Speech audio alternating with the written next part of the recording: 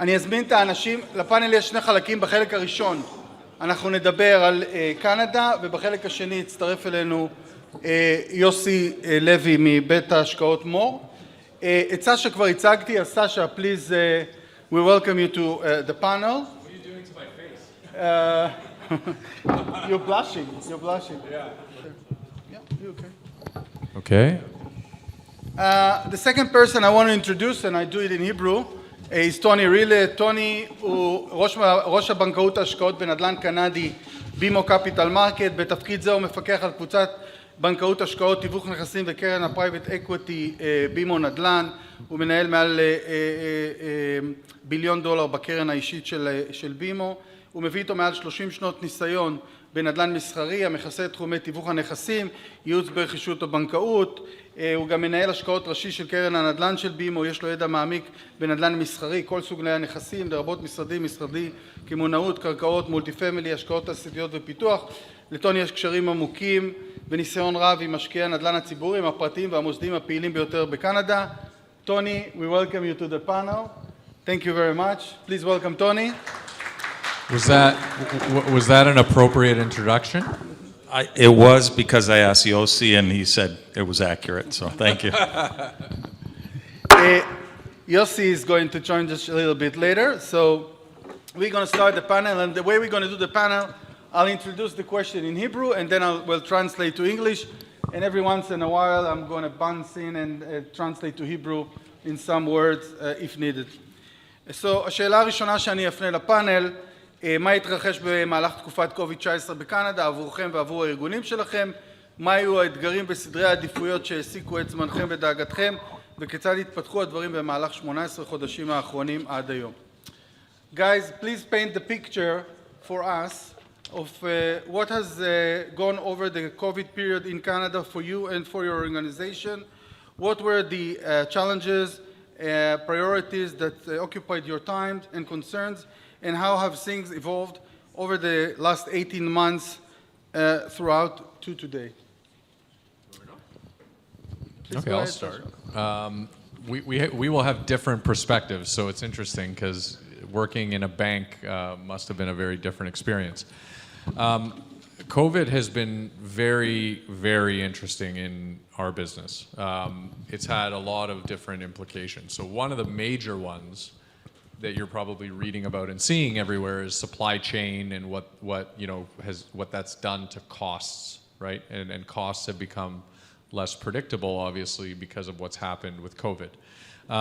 At the beginning, it was, much like everybody else probably everywhere in the world, nobody knew what to do or what was going on. So we had a lot of disruption at the beginning in projects.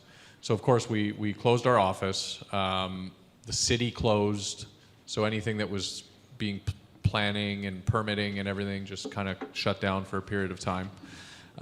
And on construction sites, in Ontario, construction was deemed to be an essential service. So it kept going because people obviously expect their homes to continue to be built and completed and whatever the case may be. But it was still very challenging because, again, when there's no playbook for what was happening in the world, and what we would see is, somebody goes to the job site and coughs, and it's like, oh, everybody got to go home, quarantine for 2 weeks, and you have a lot of disruption in your sites. But of course, like everything, people acclimatize. You start to understand what is right and wrong and what you have to be doing to be safe and make sure you put people's safety first. And then once we acclimatized, things kind of returned to 50% normal, right? Zoom, still not as efficient, things took longer, but we had to manage that, and you had to do your best with what you had, and people were trying as hard as they could. In this very strange way in Toronto, where approvals are always, what I'll say, adversarial at times with the municipality, it actually improved relations because everybody was trying their best to make things better and more efficient. So we actually saw some improvement in efficiency. And then, so then you run into supply chain later, right? Because materials get more expensive, supply chains are disrupted, so we started to see costs increase. On the flip side, prices just kept increasing, right? And we've had a tremendous response in the market from a pricing perspective that's offset any of these turbulent times as it relates to cost. Across our portfolio, we've seen improvement in all the projects because the pricing has followed. And I think, part of what's driving that is, people have now taken more time at home than normal, right? Before it was going into the offices, and now they're spending more time in their home, and they're re-examining whether their home is sufficient, right? Is it big enough? Do I want more space? Would I consider moving out into a further area? Do I want to stay in the city? So as people have made those decisions, it's been very, the market's been very responsive. And then of course, with interest rates dropping to levels that, they are today, that's of course increased people's buying power in our market. So that's kind of it in a nutshell. I'll turn it over to Tony and he can maybe give you different or the same. That was very good. Shalom. This is my first time in Israel. I love your country. It's a beautiful country, and I would like to come back. It reminds me a lot of Toronto in many ways, and Especially because of the weather. the weather is much, much nicer here. Thank you. So I come from a family of 3 boys. I'm in banking. My younger brother is in construction, so he renovates houses. And my other brother works at a hospital. So our COVID experiences couldn't be more different. And I remember the day the bank said, everybody go home. And there's, I have a very young team, I have 30 people that report to me. Many had never experienced a recession, never experienced any type of turmoil, and they were all very afraid, and there was a lot of uncertainty. And so what we did was we worked from home. The technology wasn't working in terms of, communicating. So every day we'd get on the phone in the morning and talk, and then get on the phone in the evening and talk and communicate. And, we worried about our clients. We worried about how tenants in office buildings and tenants in retail plazas were going to pay rent. Worried about, people making a living. And then something really interesting happened. The technology, we figured it out. We were trying to figure out work from home for years, and we figured it out in 2 weeks. And it was really, really good. And we started having Zoom calls. And then we started doing deals. And, we had definitely our 2 best revenue years from an investment banking perspective, which makes no sense. We were doing deals faster, and there were opportunities, and using technology efficiently and communicating. And we were lending money. Like nothing really shut down. So I almost felt guilty because my brothers were having a much, much different experience. One of my responsibilities, so I run the real estate investment bank, and it is across Canada. I have a team of property brokers that sell real estate. And then my third responsibility is I manage a private equity fund and make direct investments into real estate. And Greybrook is one of our partners, and obviously an excellent partner. And all our partners, whether it's in residential development, we have a partner in industrial logistics, we have a partner in office. They're all excellent partners, and we saw very little impact to what they were doing during COVID. And so that was a really, really important lesson. That is, pick excellent partners, make sure they're well capitalized. In terms of the market, there were some real winners, and there were some that didn't fare so well. So, as mentioned, industrial logistics, incredible growth in the Canadian marketplace.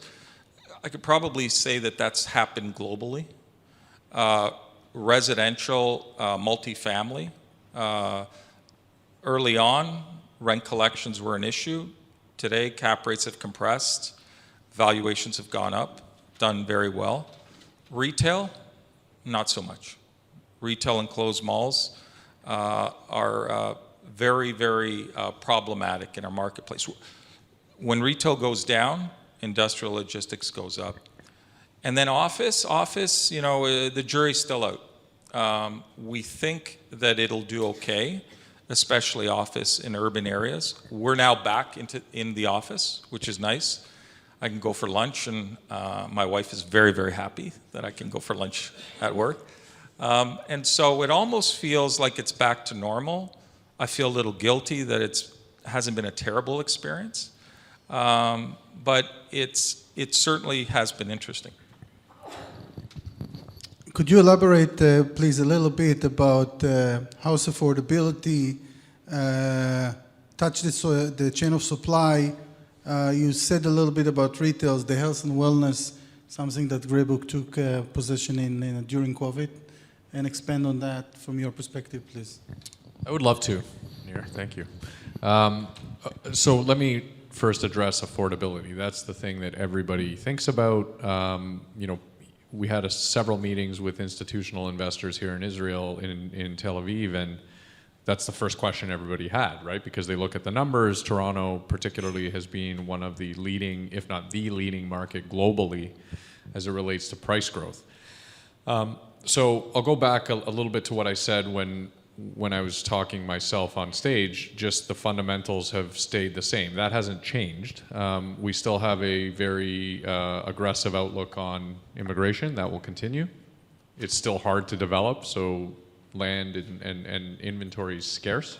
So we'll see that price stability. But I do think affordability has to be something that we keep our eye on. But the one thing that I think people outside of Canada have got, I don't want to say got wrong, sometimes I think are not interpreting all the data the way I would interpret it, so I guess that's wrong. No. is everybody focuses on owning a home, right? And they look at affordability in that context, and they say, well, it takes 60% of somebody's income to be able to carry a mortgage, and therefore it's unaffordable because that's a big chunk of somebody's household income toward housing. And that might be true, but I've always felt, and our market, I think, has really shown this, is owning your home isn't the only way to consume a home. There's also rental, and that's a big, big part and a growing part of our market. And when you look at the statistics on the amount of income, household income it takes for people to be able to rent, it's still pretty in line. It's actually cheaper than Tel Aviv on a percentage basis. So you're seeing a big gap between how expensive it is to afford your home as an owner or live in your home as a renter. So from our vantage point, affordability has to be measured in both of those ways. It's not one or the other. And when one becomes out of reach, you have to keep an eye on it. But as long as the other is within reach, the market is still affordable. And that's something that we've always thought about, and that's something that we track very closely. So that's what I'll say on affordability. On health and wellness, I'll tell you, we made an investment in a company called Delos Living. They have something called the International Well Building Institute. They certify buildings, almost like LEED, if you're familiar with LEED in environmental sustainability. They basically, when somebody builds an office building, a condo, whatever the case may be, they certify that all health and wellness attributes have been adhered to. So air quality, water purification systems, like everything to enhance health and well-being in a building. I hadn't really paid much attention to that, truthfully, as an investor in development. It's not something that really hit our radar. And then all of a sudden the pandemic hits, and I have people asking me about the HVAC systems and what type of air filtration we have and all those things. So we made an investment in this platform, and we intend to make it a very integral part of everything we do going forward. And when I reflect back on the way we operated before, and I don't just say we, I mean the entire industry, it's almost nonsensical that you spend so much time building a building thinking about its impact on the environment, right? The LEED programs and sustainability, and nobody stopped to think about what a building and the air you breathe, what effect it has on people. Meanwhile, we spend 90% of our time indoors, right? It just seems like ridiculous that it didn't hit people's radar before. Especially in Canada. In Canada, so yeah, that's right. And we, yes, well, where it's cold, right? And we had a relationship with this company before, and we did a project in Miami that had this WELL certification. So we knew them, and I called the CEO and I said, hey, listen, like this is of interest, and how can we maybe work together? And he said to me, he described it perfectly. He said it's as if it's 1990, and you go into a business that does nothing but airport security, and all you do is become the best at airport security in the entire world, and then 9/11 happens, and now people care about airport security, and I'm the only show in town.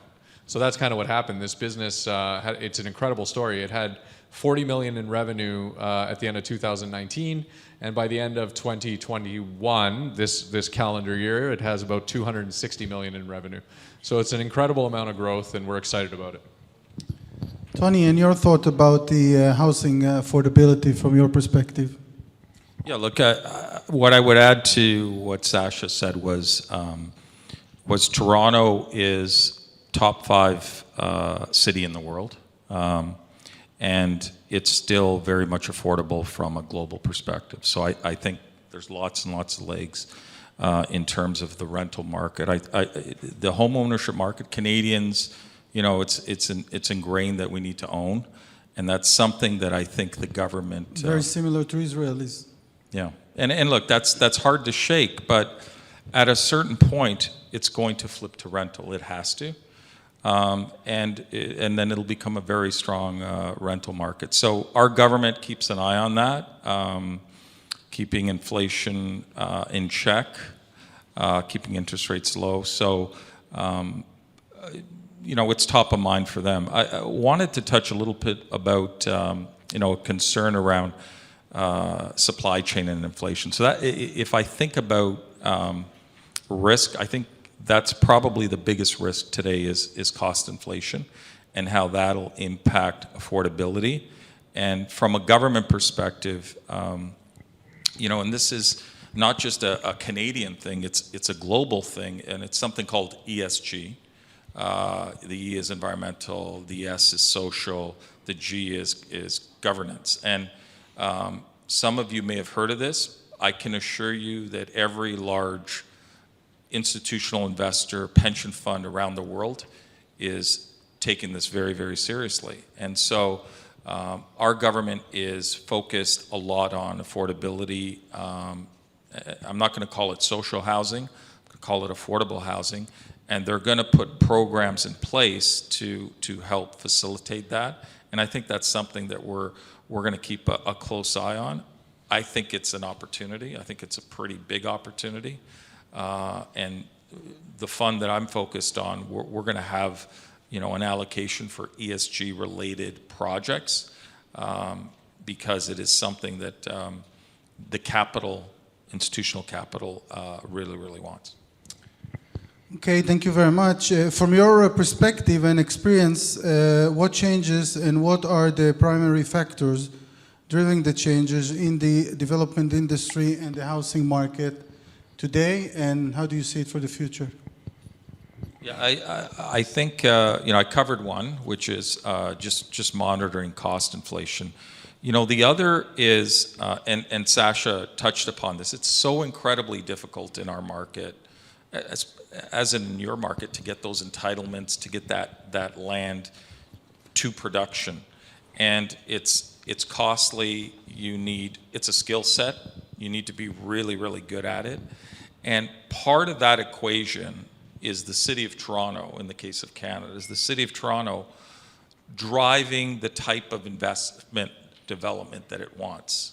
And so it becomes more and more demanding. The city wants larger projects, mixed-use projects, city building. And if you're a developer that's large, that has a large balance sheet, that can do larger projects, you have an incredible advantage. And the days of the smaller developer, buy one site and develop it and take it through the process, I think those days are long gone. 10 years from now, it's only going to be the larger developers in our market. Yeah, so I'll say one thing about the Toronto market, and then I'm going to pivot a little bit and talk about something we do in the U.S. So I think in Toronto, you know, one of the major changes, it's not so much a change as much as an acceleration, will be the immigration story. We have very consistent and have had very consistent immigration.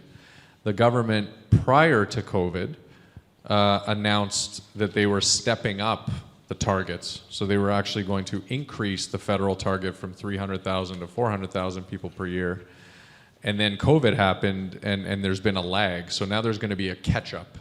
And over the next couple years, there's going to be an incredible influx of growth from a demand perspective, and the industry is going to have to respond to that. And that's where I think, with government involvement, with large developers that have the scale to be able to help deliver some of that inventory, I think those are some very key themes. I know this, is largely about Canada, but we do something in the United States across multiple markets. We have a platform, we'll call it, called Society, and it's a type of apartment building that we build that is very unique in the sense that it really solves for affordability in expensive American cities. If you look at rental and who's renting, it's typically a younger demographic, right? Why? Because as affordability has changed, right, the price of ownership, incomes have not been able to keep up, and obviously young people are most affected by that because they haven't been able to accumulate the savings to be able to put $200,000, $300,000 down as a down payment. So in many cases, they resort to the rental market. So when you have a 25 to 35-year-old demographic as your fastest growing rental demographic, what we've done is we've solved for affordability by creating a multifamily product that is, we call it Society, and it really does two things. It's social living and co-living. And those are two very hot themes right now in the US. Proudly, we were one of the first to do this.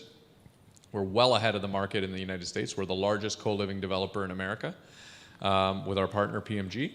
And what it is, it's really taking a traditional apartment, right, a very bland box, and it's doing two things. It's one, making it a social experience, right, having all, gym, amenities. It's highly programmed, right? It has a lot of events. It has a lot of things that excite people.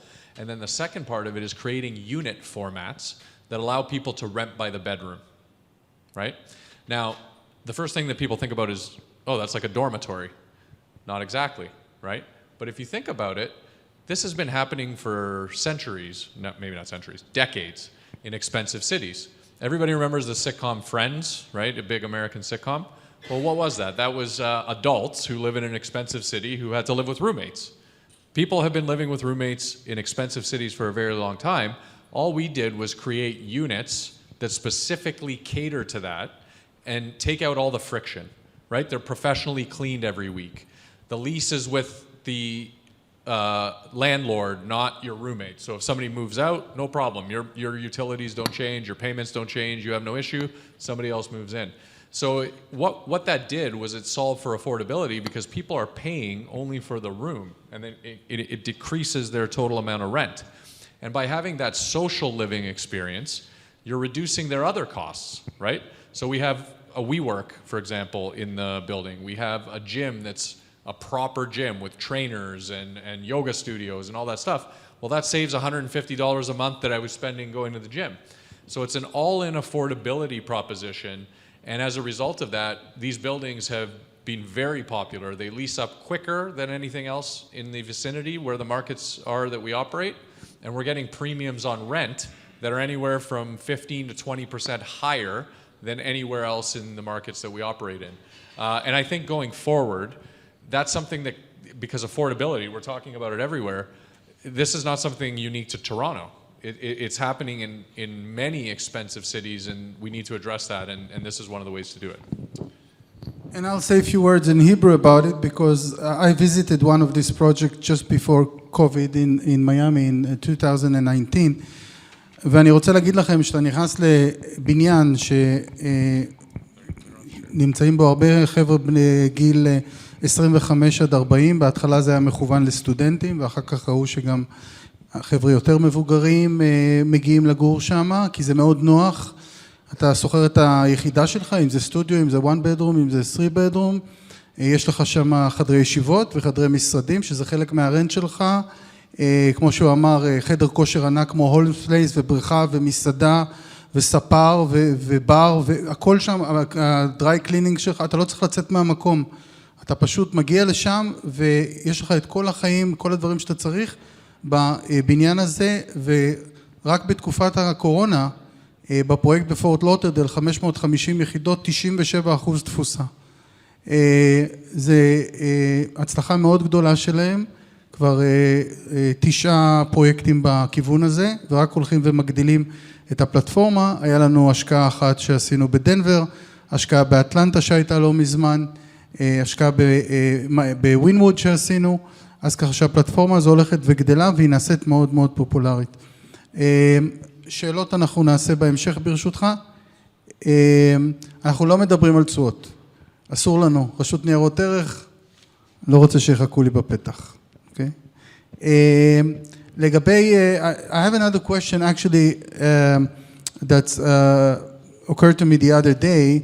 You told me, Sasha, and it has to do with the current situation of the real estate market in the greater Toronto area. You told me that there was an opportunity for you guys to invest in Oshawa with ready lots. Ready lots is mean ready to build. Market and build. No planning. Go ahead and start marketing and building the project, and you decided to reject this project. Could you elaborate on that? Why did you make this decision? Where do you see the market going? Please. Yeah, absolutely. I don't understand Hebrew, so I don't know how we got from society to that, but I'm happy to answer that question. Because it's a good question. We are not the type of, for example, the deal we're doing right now in Markham is 12 years long. It's not because we don't have other deals and we need to market a 12-year-long deal. That was selected because it's the best risk-reward that we have. And something like Oshawa, the concern I have is the next 2 years in the Toronto housing market. It's not the next 5 years, it's not the next 10 years, it's the next 2 years. So what do I mean by that? Well, the last 2 years during COVID, we've seen tremendous price growth, right? 20%, 30% in some types of housing. It's a function of some artificial circumstances, right? One being cheap debt. So yes, mortgages are much cheaper than they were 2 years ago because interest rates have fallen. That's not going to last forever, right? So that's one factor that you have to, take into account. The second thing is that people have had, I think, what I'll call an artificial sense of wealth created by the fact that the stock market's been good, the real estate market's been good, so anything they have in the real estate or stock market that's savings related has started to look pretty good. And at the same time, they're not consuming much, right? For the last 2 years, they've had their job, they're sitting at home on the Zoom calls, they're getting their paychecks, they're not going to eat, they're not traveling, they're not doing the activities that they would normally do, family vacations and other things, they're not going to malls.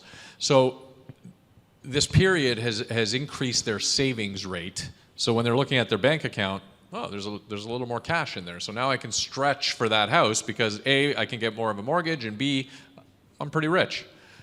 The problem is that this is a point in time, and when life returns back to normal and you start going back to restaurants, you start taking vacations again and all those things, your savings rate isn't going to be as high. So I think that there is a period of time here that we have, or I have, I'll speak for myself, concerns over what happens to pricing for the next couple years while the market adjusts.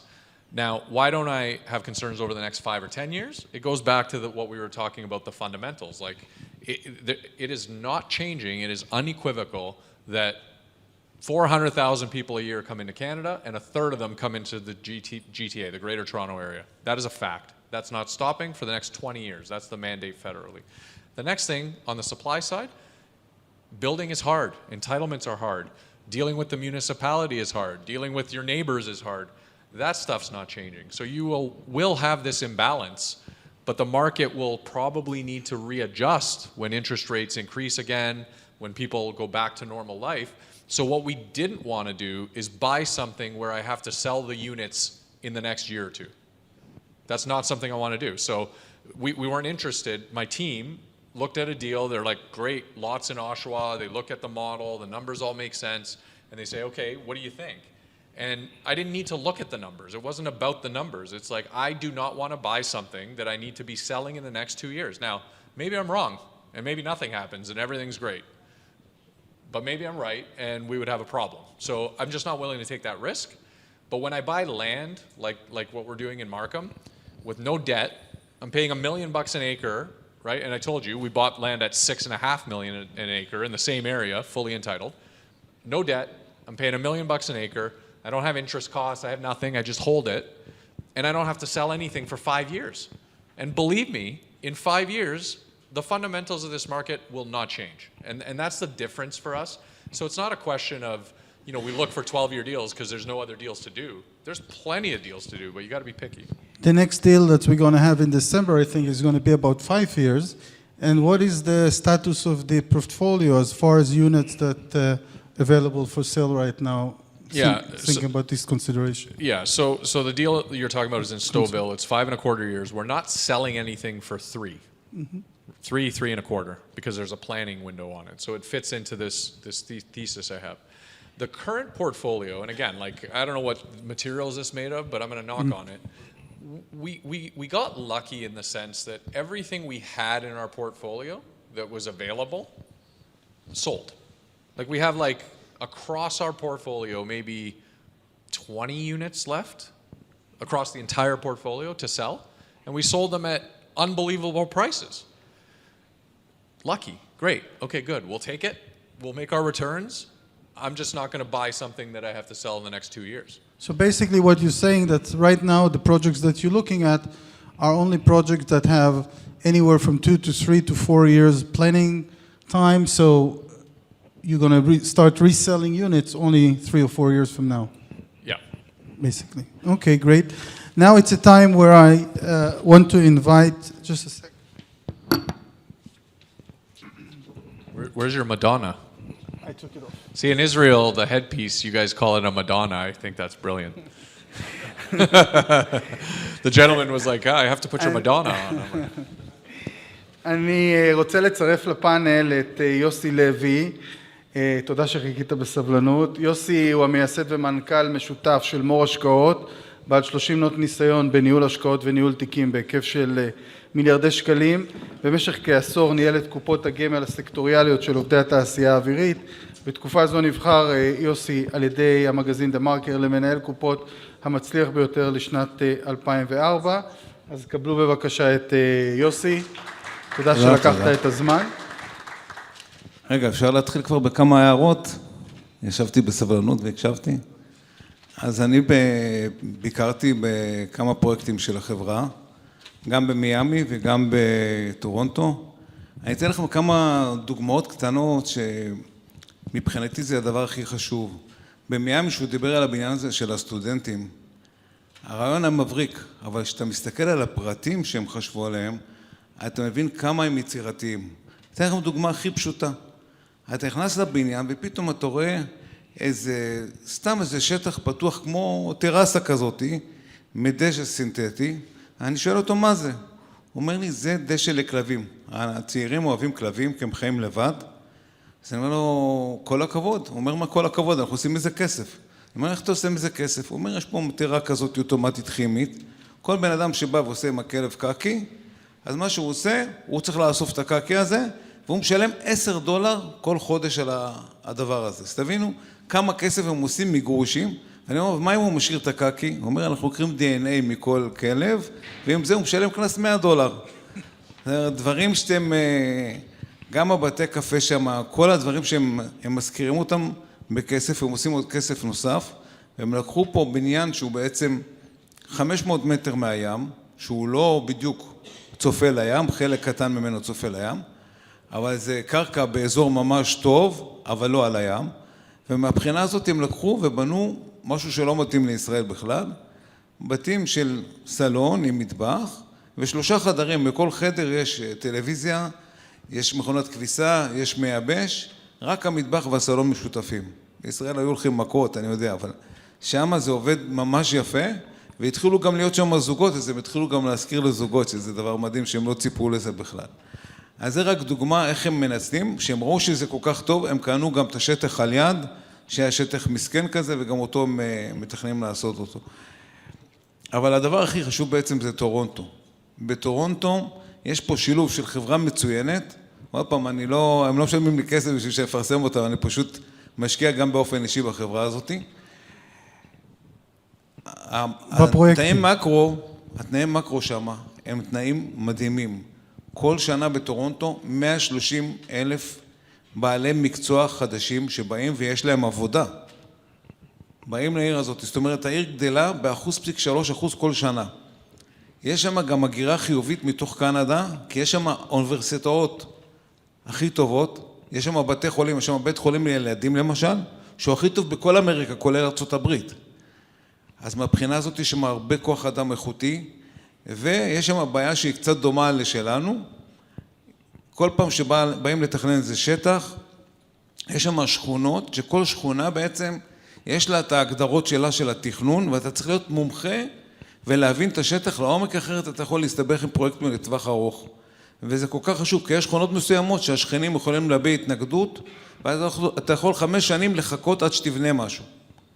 וזה כל כך משמעותי מהבחינה הזאת, ולא רק זה, בגלל כל הבלגן הזה והרגולציה, פרויקטים שפעם היו מאשרים אותם 0.5 שנה, היום מאשרים אותם 2 זאת אומרת, נוצר פה חוסר בדירות ובדירות בהקמה, שהולך ומתגבר עם הזמן, ומהבחינה הזאת, כשאתה יודע ומכיר את השטח, ומכיר את חברי עירייה, ומכיר את ההתנגדויות ואת כל הדברים האלה, זה דבר מאוד מאוד משמעותי בשביל להצליח לעשות את הדברים האלה.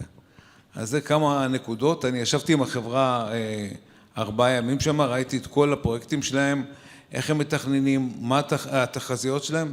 בדרך כלל, התחזיות שלהם בדרך כלל, הרבה יותר שמרניות ממה שהם מצליחים בשטח, כי מה שקרה, בגלל שהריבית כל כך נמוכה, ובגלל כל העודפי ביקוש שיש שם, אז המחירים בסוף היו יותר גבוהים ממה שהם ציפו.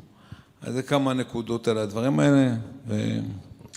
תודה רבה יוסי. The next question is to Tony. Tony, I'm sure that the Bank of Montreal is very careful on their project and partner selection. What are some of the key elements that the bank has focused on when making that decisions? Well, as I mentioned before, we have a private equity fund. That private equity fund is targeted at real estate, Canadian real estate, and it's passive. So we're the capital, and we select partners, and our partners basically create the value. And we started this 5 years ago, and when we started it, we got pretty excited about it.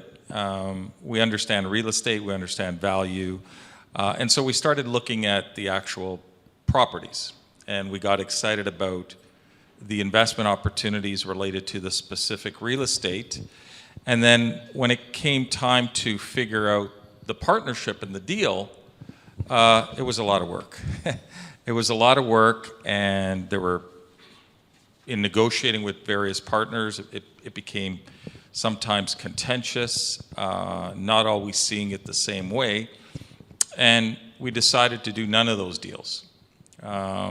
So we reset, and we said, okay, let's approach it a little differently. Why don't we select the partner first, and then look at the real estate?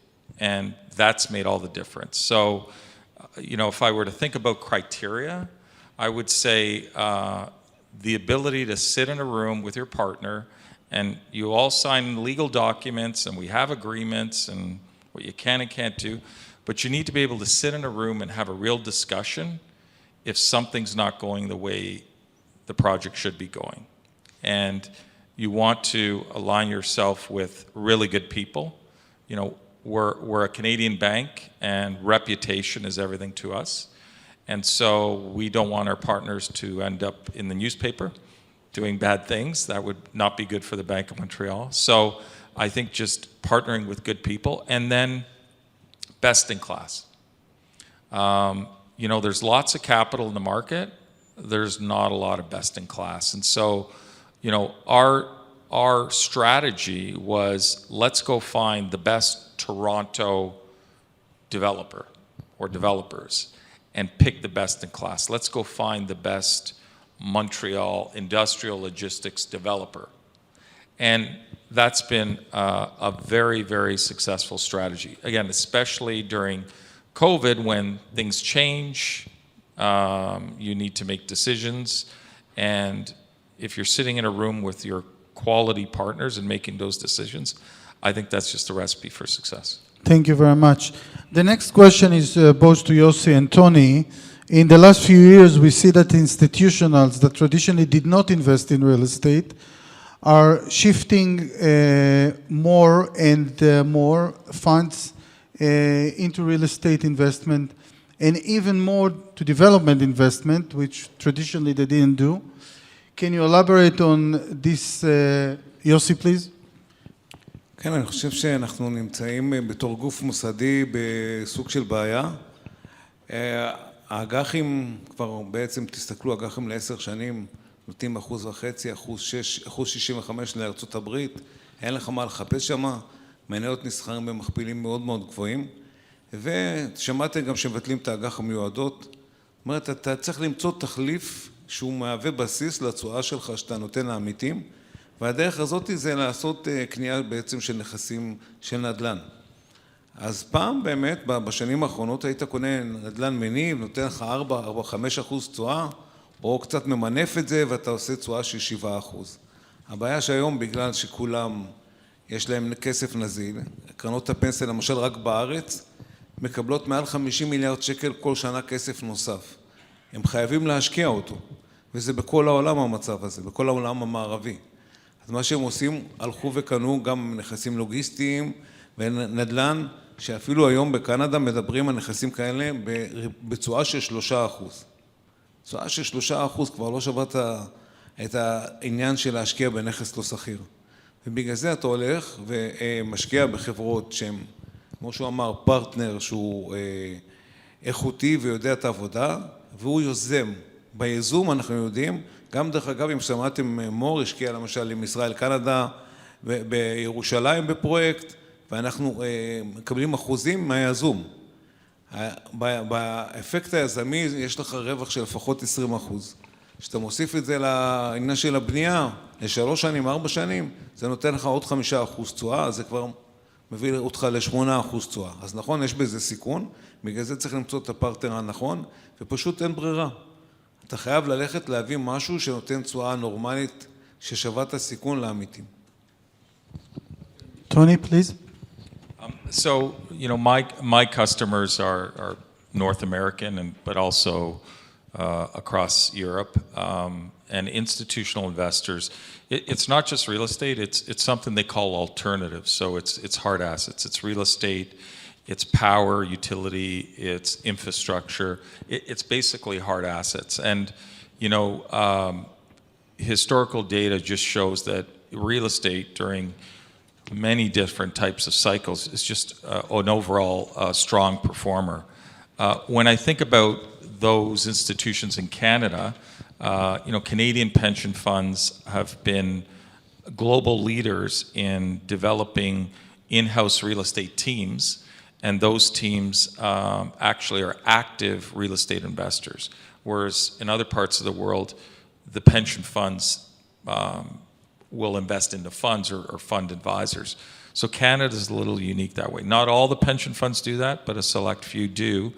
And what's interesting is that, and this is part of why Canada, and a graph showed sort of values over 2008, 2009 during the credit crunch, is in Canada, commercial real estate values weren't really impacted. It was you know, steady as she goes during those periods. And so the reason for that is because in Canada, most of the best commercial real estate is either owned by an institutional investor or a public company, a REIT. And so literally there's nothing left to buy. If you want to buy something in scale in Canada in terms of commercial real estate, you're calling a pension fund and you're probably buying a partial interest in it. Now, there's some exceptions, but the rule is that if you want to grow your real estate platform in Canada, your investment portfolio, you need to develop it. And so, that's why development has become so much part of institutional capital strategy. And it's one of the reasons we created our fund, was to try to bridge that need. A lot of the Canadian companies, institutions, are active real estate investors. They're not all great developers. And so we think that there's an opportunity there. Thank you, Tony. Follow-up question, Sasha, is institutional discovered you after 18 years. I had a couple of investors asking me during our break, why do Greybook need my $25,000? Why Sasha is not going to Tony, ask for him for $1 billion check, and don't deal with the $25,000, $50,000 investors? And how come you became so attractive? What made me so attractive in your niche market, which is residential, towards the institutional? Okay, all set.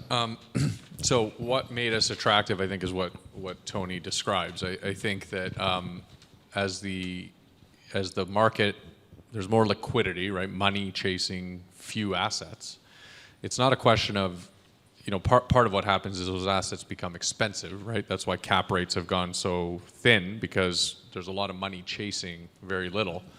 The other thing is, it's not even price, it's availability. Like, they just don't trade. Like, they're owned already by big institutions. So the need to develop arose, and not many institutions are really set up to be able to do that effectively, because it's not something they've historically and traditionally done. So I think what made people like me or us attractive is that factor.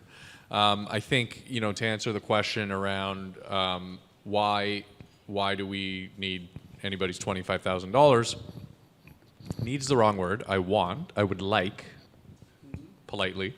It's not a need, and I don't say that arrogantly. Obviously, Tony can speak for himself, but I'm sure if we would allow it, he'd probably get to invest more capital with us, right? Like, we are very careful about how we do things, and he's a great partner, and other institutions are great partners, but there's only so many projects.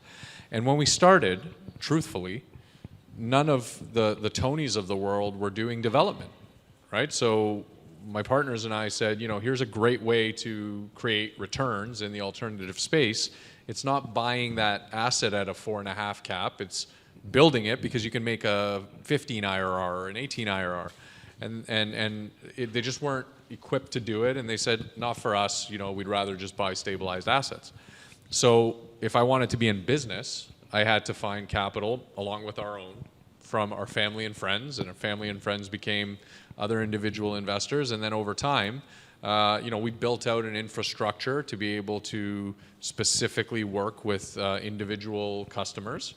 And we today have 8,000 private clients in 32 different countries, and we're proud of that. And candidly, when we do deals, we make sure that there's availability of these deals for that network. It's not a question of demand. Like, I think today, and I'm not speaking for Tony or anybody else, but I think today, if we wanted $50 million for a deal, we could probably go to one source and get $50 million for a deal. But that wouldn't do much for the individuals we've accumulated over the years that like investing with us. We've generated good returns for them. And frankly, that's now our business. So frankly, that's why we do it.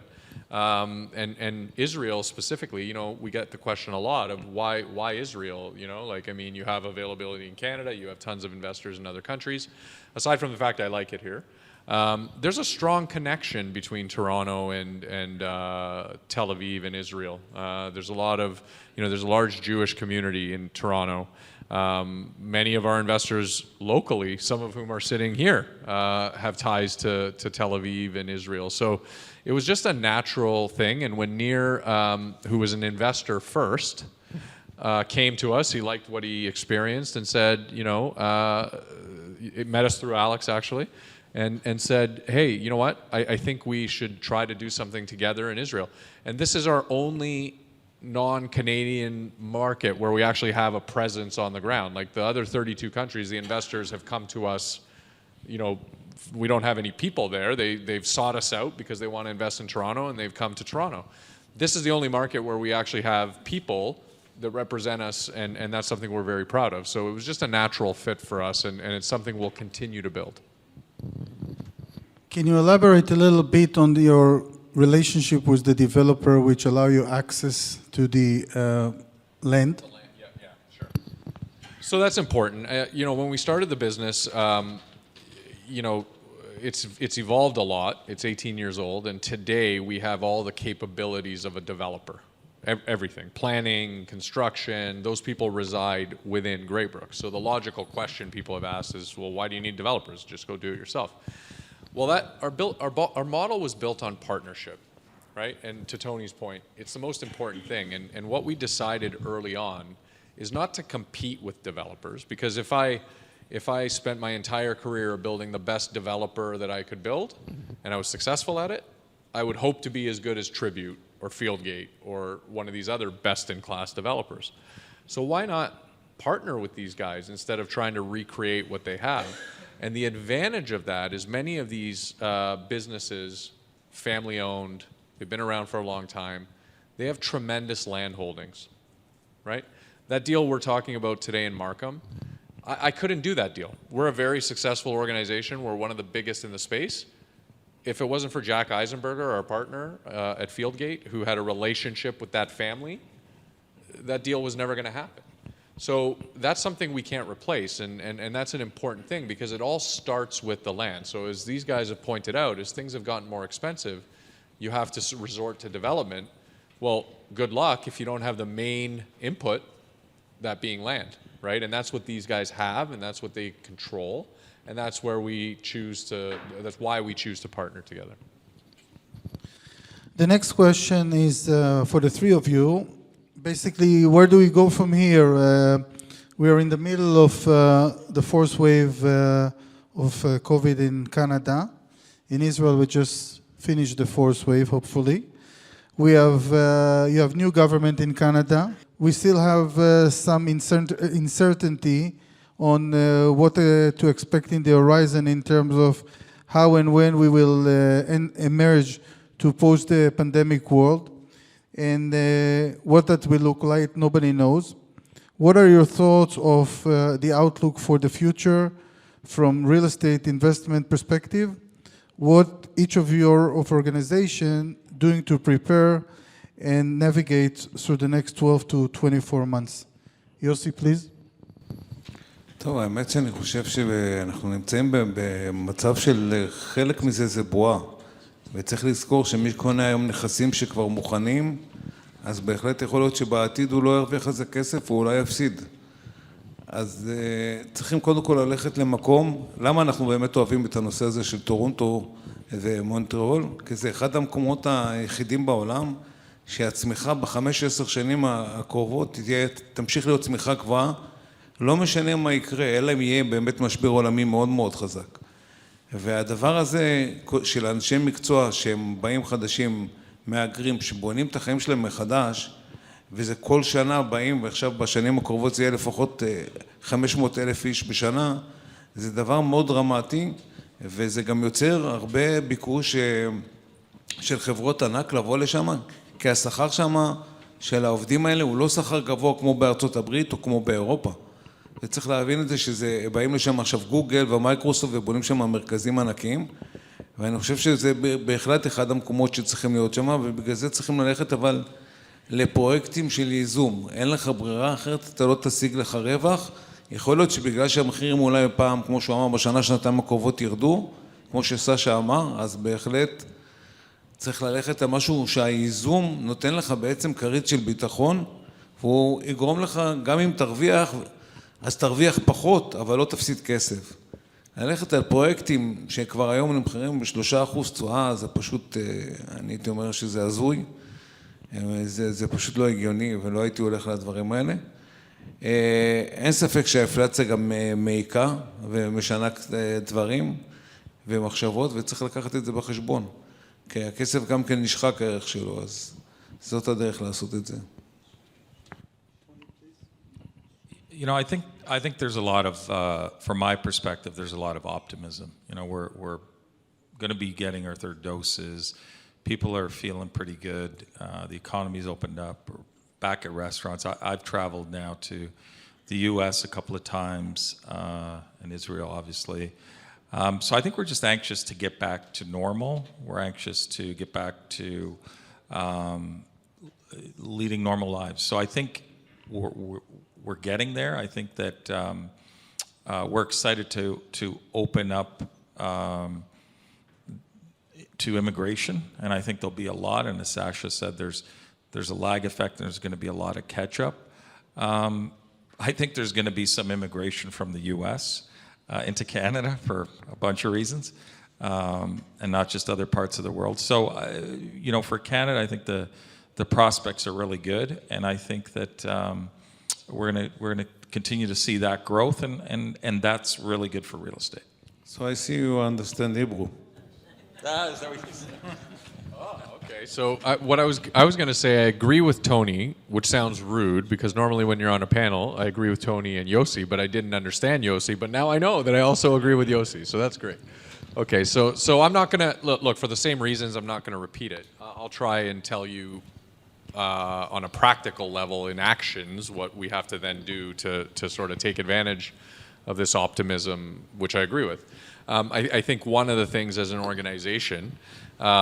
It's very hard to hire people, right? It's a tight job market. There's a lot of smart people, so we're bulking up our resources and our team to be able to take advantage of the future. So you know, today our business we have about just under 100, about 90 people, and we're probably adding another 10 or 15 this year again. So that's you know one focus. The other thing that I can't tell you, you know, Nir asked, there was a lot in that question, and a lot of it required a crystal ball. So if I had one, that would be great. I'll check the closet in the hotel. I don't think it's there. So I don't know, you know, I can't sit here and tell you what I'm going to predict other than the long term. I feel comfortable telling you in the long term in the markets we operate in, I believe in those fundamentals. I just don't know the next couple of years. So I can tell you what I won't do, and it's kind of what I said. I mean, we're hitting the pause button on certain types of acquisitions because it's just not the right time. And there's a good possibility that I'm going to be sitting here 3 years from now regretting it because my you know, fear was maybe wrong and unwarranted. But I don't know, and it's just not worth the risk. So, you know, we're bulking up our team to take advantage of these opportunities, and we're really being careful about the next steps we take for the next 12 to 24 months. Notwithstanding, I'm optimistic about it, of course, longer term. I do believe people are getting back, and you know, I think there's going to be a lot of prosperity. But at the same time, you know, we want to just be a little bit more measured over the next year or two about acquisitions. So, Thank you, Sasha. Thank you. Now we're going to open the panel to questions. If you don't mind, this is being recorded, so we have a microphone. So we'll appreciate if you can approach the mic. יוסי אמר על היזמות בבנייה, אז רציתי לשאול לגבי האינפלציה והתשומות בנייה.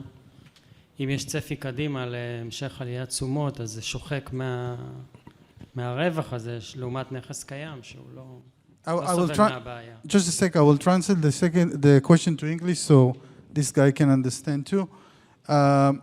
Your name, please? Tzach. Tzach was asking about the inflation and the cost of product that is keep growing and how these affect the returns of the project, how you get prepared for that, and how the inflation is going to affect the Canadian and American market. טוב, אני אגיד לך, אני ישבתי שם באמת עם המומחים שלהם, שאלתי אותם איך אתם מתכננים את הפרויקטים. הם סוגרים עם הקונסטרקטור, זה חברות גדולות, חברות ענק, הם לא בונים את זה בעצמם.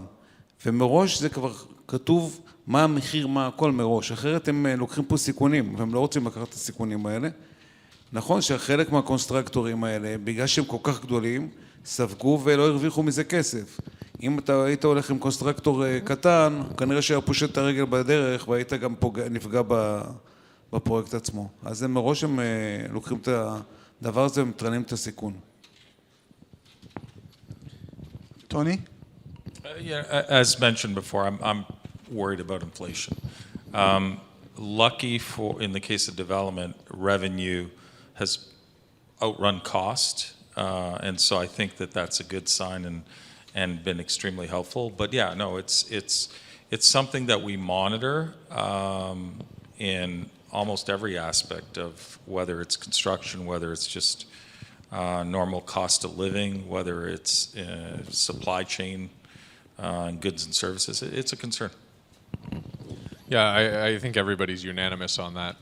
You know, there's a lot of debate by economists, how much is transitory, you know, simply related to these supply chain issues, or COVID-induced inflation versus structural inflation. I'll tell you, I was of the mind that it was transitory. When you look at some of the statistics, it would suggest that the vast majority of what's driving CPI up is more COVID-related, right? But then I'll tell you this, I'm on the board of a company that's a publicly traded company in the US, and it's not a real estate business, it's a healthcare business. And we're doing our year-end planning, and part of the year-end planning was, okay, we got to talk about the cost of living adjustments for all the employees. There's something, maybe 600 employees. And the cost of living adjustment this year statistically was about 5.3%. And we had to make those adjustments, some contractually, and some because you'll lose people. And to me, that makes it non-transitory now, because typically when wages start to increase, they don't go backwards, right? So now we're actually, you know, it's not as transitory, now it's becoming structural. And I think that's going to start happening more and more.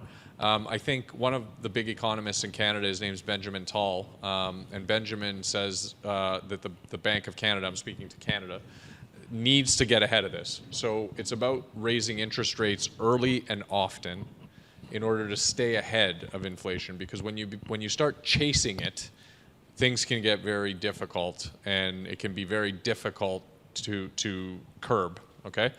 So the Bank of Canada has already forecast that they're expecting to very soon start raising rates, and not by 50, 75 basis points at a time, but by 25 basis points at a time, but frequently. So I think that if they do that, we'll have the ability to control that a lot better. And that's why I'm not as worried about the impact. So to answer the question, I believe inflation is real, not temporary, but I think it's controllable with the right policy. But the inflation is not make because there's a lot of demand. It's because of the COVID. So after one more year, I think it's stable, and after it's stay there. I agree with that, though the only variable I was suggesting was if all of a sudden wages start pushing up, then people will have more disposable income, arguably, which in later years they'll be able to spend more, which might cause, you know, further inflation. I'm by no means suggesting, I agree with you, I'm not by no means suggesting this is not COVID related, because of all the inputs in the statistic, 70% of them are COVID related that are driving it. So I agree with that. It's just something I think in Canada we really need to keep an eye on, particularly. For example, משהו שקשור לאינפלציה, הספיקי בו. אחד הסיבות שהאינפלציה בארצות הברית עלתה מאוד מאוד חזק, זה משהו מאוד מאוד משונה, שהוא לא יחזור וההפך הוא יגרום לירידת אינפלציה, זה מחירי המכוניות המשומשות, בגלל שלא היה מספיק צ'יפים. מחירי מכוניות משומשות עלו למחירים יותר גבוהים ממכוניות חדשות. זה מדהים. נדבר על אלה של שנה, שנתיים, כי אי אפשר להשיג מכוניות שם חלק מהדברים. אז תבינו שהדברים האלה לא יחזרו. עוד שנה זה יחזור פחות או יותר לסדר גודל הנורמלי, ואז המחירים של המשומשות ירדו ויורידו את האינפלציה. אז חלק זה דברים משונים שאין להם שום קשר, חלק זה מכרות שחומרי הגלם לא מגיעים בגלל שגם יש עצירה בגלל קוביד שלא הולכים ועובדים במכרות, סוגרים את המכרות. הדברים האלה ברגע שהקוביד ייגמר הם יסתדרו. please, איציק. אני אגיד את זה בעברית, כי השאלה אליך, יוסי. I will translate. Yeah. אוקיי. הזכרת שאתה משקיע באופן פרטי, אבל אני חושב שגם דיברת על זה שגם מוסדיים עלולים להתעניין בהשקעות האלה, כי בטווח הנראה לעין, אני מסכים, שוק מניות והאג"חים הם לא אטרקטיביים.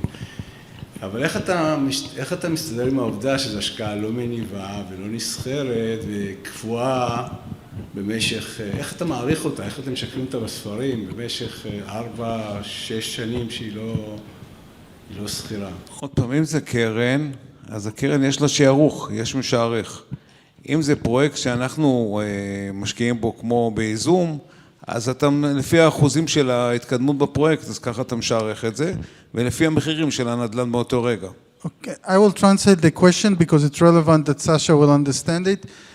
Itzik asked, how come institutional can invest in real estate investment which is not liquid for a period of 4 to 6 years, and how they know the value of the project during the project, during these 4 to 6 years, that help them to make this decision if to invest or not. So maybe you comment on how we do it. Sure. So institutions have different requirements than individual investors. So in most cases with our individual investors, what we do is we report twice a year audited statements, and we give you a forecast of what your annual returns are tracking to. So you know where you stand based on the timing and sort of your percentage return as it changes. Like for example, today I saw the numbers that Nir was showing, and even those are just a point in time, and those are from June. I can already tell you that in December they are different. Better, thankfully, but also different. So they change. That's how we do it. For institutions, we do it a little bit differently, where we do something called a mark-to-market. And what we do is we will run a discounted cash flow on the entirety of the development's proceeds going backward. We apply a discount rate based on the risk associated with any period. And we do that, and we provide them with an actual valuation at a point in time. Because some institutions, I'm not sure if Yossi's marks to market, I don't think they do, but some do, and they require it, and they need it at a interval, so we do that for them. שאלה עוד פעם בעברית, אבל יוסי, נתחיל. האם להיצמד לאינפלציה, נדל"ן זה למעשה ההשקעה הכי מתאימה? Tzach is asking if, concerning inflation again, is real estate is the right investment to do? האמת שזה די פשוט, שזה די נכון. אם תסתכל היום, אם קנית דירה חדשה ושילמת חלק מהתשלומים, אתה כבר מתחילת השנה עוד 8% משלם להם עכשיו. אז יש איזו הגנה בהחלט, כי אם תקנה את הדירה מעכשיו, אתה תשלם כבר את ה8% האלה. יש בזה מתאם די גבוה. השאלה אם מחירי הדירות לא גבוהים מדי. זו כבר שאלה אחרת. אבל בהחלט יש איזה מתאם לאינפלציה. זה אחד הדברים שאפשר להגן. אם תסתכלו על אג"ח ממשלתי היום, צמוד או קונצרני, תראו שהם סחרים בתשואות של מינוס. זאת אומרת, ללכת לשם אין לך מה לחפש. אז נדל"ן בהחלט זה מקום שהוא המתאם שלו לאינפלציה גבוה. At least residential real estate, and maybe Tony can speak to the other assets, but it's like the world's best inflation hedge. Because you have annually renewing contracts, okay? So when you have rental assets, unlike an office asset where you sign a 10-year lease, in residential you have every year the ability to increase rents, even in rent-controlled markets, by the CPI or something close to CPI. So you have a built-in inflation hedge. And as far as the debt portion goes, some of the best financing terms are available on residential mortgages. So you're getting tight spreads, and sure, there's some potential for decompression, but I think one of the things that will offset decompression, and Yossi might have a different opinion, Tony might have a different, but mine, there's a lot of liquidity out there. And what keeps pushing cap rates down, I'll give you an example. 4 years ago, when we bought that asset in Montreal, right, and you guys are involved in that deal, I remember the question I had to answer the most was, interest rates are low, they have to increase, and they've been going up 25 basis points, so cap rates are going to decompress. You're telling me you're going to sell at a 3.5 cap, you're insane. And I'll tell you what happened. Canada saw between 2016 and 2018 5 25 basis point increases to interest rate, and cap rate compressed by 75 basis points. So the exact inverse. So what drove that? It was not the decompression of the cap rate, it compressed because of the liquidity. There was so much money looking for so few assets. And I think that, in combination with being able to escalate rents on an annual basis, gives you a nice protective position in residential. Yes. So I couldn't agree more, and I'll add. So Sasha talked about the valuation side of the equation. I think real estate values grow many times during periods of inflation, but here's why, and it's the demand side of the equation. So if you could ask a pension fund has to pay its retired members monthly, what would be the best type of investment? If they could pick one thing, it would be a real return bond. And real return bonds are impossible to find, because what that is growth or yield that adjusts for inflation, right? Really, really tough to find. Real estate is the best proxy for that, because the rents reset. Because of that, there is so much demand from institutional investors for real estate because it's a proxy to real returns. Therefore, cap rates compress. Yes, please. Welcome. So I have two questions, please. The first one relates basically to the short term, and the other one is for the longer term. The first one is relates. I know you are an entrepreneur rather than a contractor, but I know that, as far as I know, currently there is a huge problem of employees in the construction field. So I just wonder, how do you handle this, or how do you expect this to Affect the project. And what is the second question? Second question, it relates to the two items that you have mentioned mainly during this session. In one hand, you were talking about the Toronto's, let's call it, issues or problems in terms of land or spaces for buildings. So obviously it is not a never-ending land within Toronto. And on the other hand, there are a lot of immigrations which probably will be increased during the next few years. So I'm just wondering how this could be correspond. Yeah, that's wonderful. Both of those are wonderful questions, actually. Thank you. So I'll try the first one, where, remind me? The construction. Oh, yeah. See, that's what happens when you ask two questions. I have memory, very small memory. Construction. So this is not COVID related, really. I mean, COVID has exacerbated the problem maybe, but this is a problem, we were talking about it earlier today, this is a problem that started when, you know, every mom and dad in Canada told their children that going to university is the only way you're going to make a living. And so everybody went to university, and now we have a large pool of teachers and, sociologists and all that kind of thing.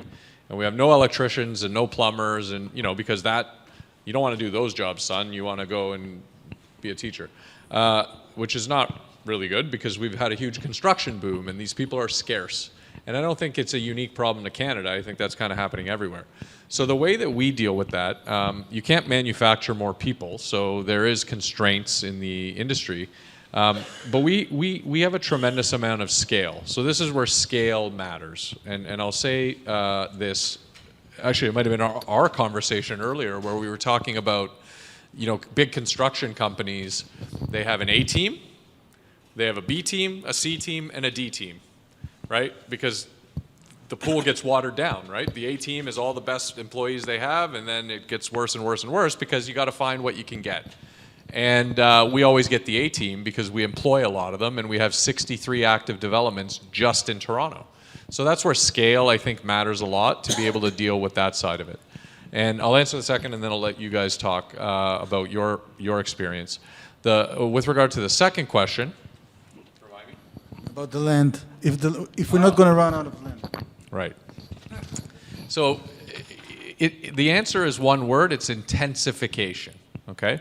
So what I mean by that, if you remember, I was talking about urban boundary expansion. So some of the accommodation for growth comes from taking the boundaries that exist and saying, I get it, this was the boundary, but we really need to accommodate the growth, so we're going to expand it. So that Markham project that I was showing you is the White Land is an example of urban boundary expansion. Now, it's not going to be 100% urban boundary expansion because that's not a very sustainable way to develop, right? Because the cost of infrastructure to keep sprawling is very costly. So the next solution is what we call intensification. It's building up, right? The single family home is extinct in Toronto. You can't get a permit to build single family homes. You can only build townhomes or what we call stacked townhomes, which is 2 at the bottom, 2 on the top, or condos. So in Markham, for example, about 55% of the future growth will come from urban boundary expansion, and 45% of the growth will be from existing intensification. So the only way to go is up because you don't have the ability to go out. So hopefully that answers your question. Tony? On the labor question, Sasha's right. It's really, if you're a large company, you have leverage over labor, and you know the drywall contractor wants to work for the larger company, not the smaller company. And there's that advantage to working and partnering with larger companies that have that leverage over labor. The other thing I'd say is, my father and my family, I was born in Italy and immigrated to Canada when I was 2. My father was a construction worker and wanted me to go to university and become a banker. Should have been a drywaller. But we're just going to import more labor. All right. So it's we go to certain parts of the world and say we're gonna take this type of citizen and bring them to Canada, and that's going to be your labor force, and people want to come. And they'll have jobs, and they'll have good lives, and they can send their kids to university. And that's part of the secret. The other thing I'd say is, I remember I started in real estate in 1990, and Toronto was a much different place in 1990. There wasn't a green belt, and as Sasha explained, the city just kept getting further out and further out and further out, and growing. It was very expensive to grow. That infrastructure was very expensive to put in. And so once they introduced green belt legislation in the mid-2000s, then it became really feasible to build up. And Toronto, to this day, has a lot of areas, the East Harbourfront, for example, where it used to be industry, and it's been gentrified, and we call it brownfield development, where they take the old industry out and they put in residential development to house that growth. And I remember standing there in 1990 and turning to my friend and saying, I think that if you look around in downtown Toronto, most of these buildings won't be here 30 years from now. Now, I wish I had invested in real estate at that time, but if I look now around Toronto, I think there is still, and we call it highest and best use, I think some of those buildings will be torn down again and built even higher. And if you've ever been, I've been to Shanghai, if you've ever been to Shanghai, they have something called super high rises. It's incredible. It's like there's no limit to how high you can go. They're just going to keep building up. Last question actually followed this. Yossi, please. Sorry. נזכרת בי? בסדר? לא, אני רק אגיד דבר אחד. באמת, הקטע של קנדה, שהם עובדים בו מאוד בצורה חכמה, זה העניין של המהגרים. אתם יכולים לראות שם בחברה של הבנייה, קבוצה של פולנים, קבוצה של יוגוסלבים, והם עושים את זה ממש חכם. במקום לנסות לגדל לאנשים למקצועות האלה, שזה עוד 10 שנים ובינתיים הם בחוסר. הם פשוט משנים כל שנה את הדרישה מאיזה מקצועות הם צריכים להביא את המהגרים, ומביאים אנשים. אז יש הרבה מדינות עניות שהמצב הכלכלי שלהם גרוע, ומשם הם מביאים קבוצות שלמות של אנשים, פשוט זה מדהים. אתה רואה, מדברים בפולנית, משפצים, זה לא יאומן פשוט. שאלה אחרונה, לפני שאנחנו סוגרים את הערב. אוקיי, everybody's tired. So I want to thank, there is one, yes please, sorry I didn't see you. לסשה דיבר הרבה על הדמיון בין תל אביב או ישראל לטורונטו. אחד הדרכים לגייס הרבה כסף זה ללכת לבורסה. ואם החברה כל כך טובה ואנחנו ב-winner takes it all, שזה, you don't need to know, you don't really understand, right? מה תהיה ההשפעה של כזאת קונסטלציה על משקיעים פרטיים קטנים כמונו? Guy asked a question, that's one of the ways to raise money is taking a company to an IPO, going to the stock market. Is Graeber considering such thing and how such will affect the small investors? So firstly, the investors are not invested in Graybrook. Each of the projects, you're invested individually in the projects. And that's important because, you know, ultimately your financial interest is in the land. Like you're buying the land and you own the land and it's independent of us. So if tomorrow Sasha got hit by a bus, you know, hopefully I don't get hit by a bus, but if I did, your investment is not in my business and my platform.